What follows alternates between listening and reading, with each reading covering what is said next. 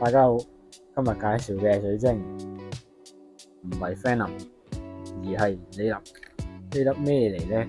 咁得意嘅，好攞俾大家望一望先。辛苦晒 Phantom 啦。好，呢粒就係叫做超七啦。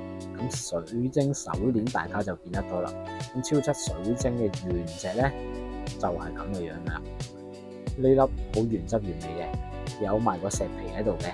咁後邊都有唔少嘅結晶體喺度啦，係啦，喐下見到佢啲反光喺度閃閃下嗰啲就係啦。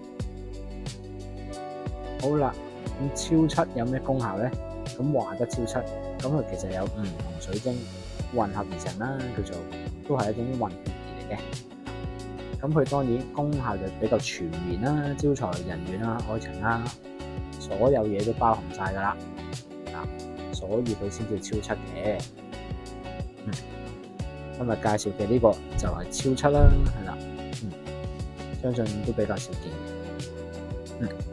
好，咁中意呢條片嘅可以 like 同 share 俾朋友啦。咁如果想跟得貼啲嘅，可以 subscribe 埋我哋嘅 YouTube channel嘅，多謝大家，拜拜。